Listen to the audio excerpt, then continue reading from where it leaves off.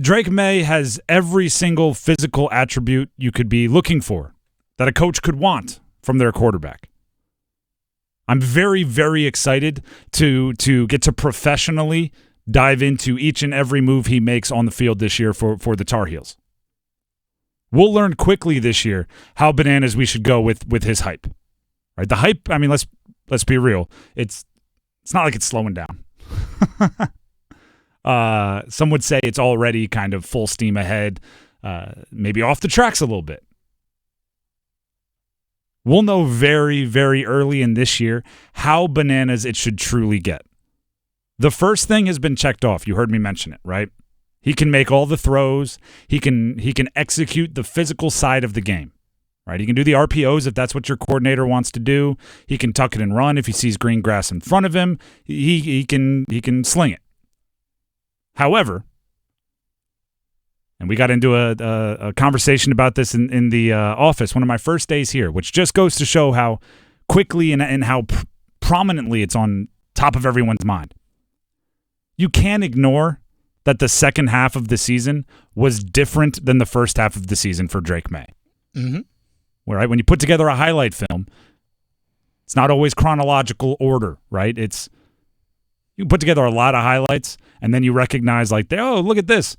85% of the highlights came from the first 8 games of the year. Yeah. And Drake may have one of the most impressive highlight films in the country with just the first 8 games of the year. Over the first 8 games, Drake Maye averaged 3.6 passing touchdowns per game.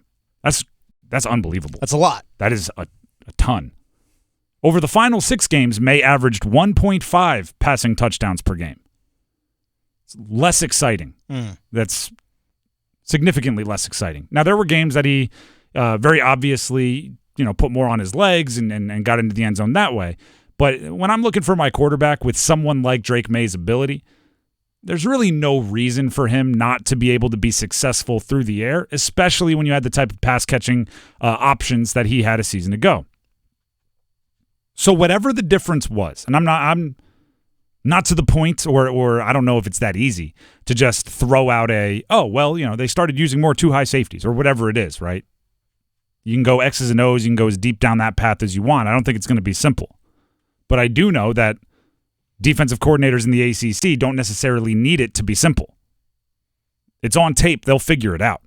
Whatever changed between week 8 and week 9, or game 8 and game 9, I should say, they'll get to the bottom of it.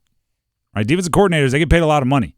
They watch a lot of film in the offseason, and they'll figure it out, and they'll try it.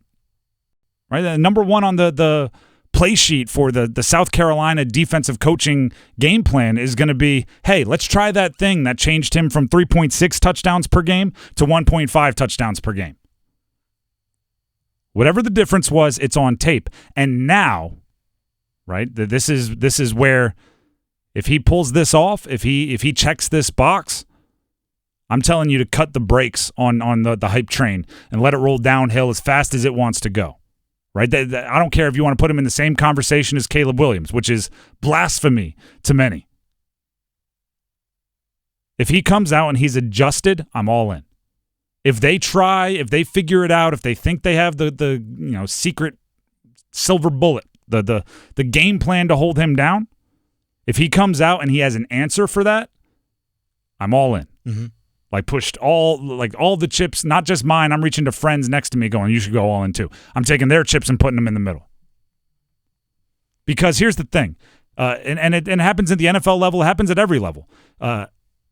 There's usually that one-trick pony thing that you're worried about, which is very simple. You do something that they can't stop. They figure out how to stop it.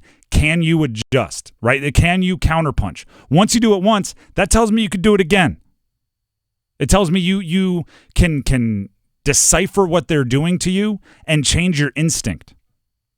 We saw this, with Patrick Mahomes for a hot second. Remember when the league figured out Patrick Mahomes? For about 10 seconds? It was if that, like a quarter and a half. Mm-hmm. But it was very simple, right? They were just dropping everybody deep. And they were daring Patrick Mahomes to take the check down.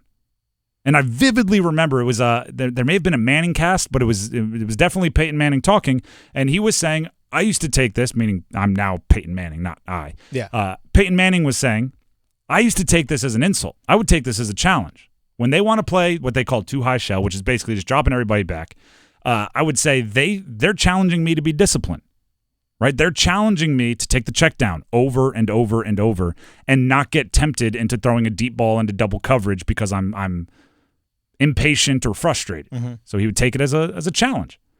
And then eventually, I don't know if Patrick Mahomes heard that or if he came to it on his own, it kind of became that same deal. He's like, listen, if you want me to throw 12-yard over-the-middle passes to Travis Kelce all day, and sorry, Tyreek Hill, who was on the team at the time, I'm not going to be throwing up the 60-yard bombs. I'll do it. And then the league was like, uh-oh, because he just changed his instinct, right? His instinct in college playing with Cliff Kingsbury was, when in doubt, let's see how strong my arm is. When in doubt, air it out. Exactly. You said it so much that the rhyme helps. When in doubt, air it out. Like that's what it was. And then he changed his instinct and the league said, uh-oh, because now whatever you throw at him, it's only going to work as long or until he and Andy Reid figure out the counter and then he can pivot. That's where Drake Maye is right now. Right? That's where Drake Maye is right now. He's at the point where he did something great. Those first 8 games that put him on the radar, that got everybody really jacked up, they were fantastic. As soon as they counterpunched or they countered that and figured something out, now it's the ball's in his court. If he comes out, and the beginning of their season is not easy, right? It's South Carolina, App State, Minnesota. We'll know those 3 games, right? Because those 3 defensive coordinators are going to see everything that everybody else saw on the tape. And if he comes out of that smelling like roses, mm-hmm. meaning 3 touchdowns a game, whatever.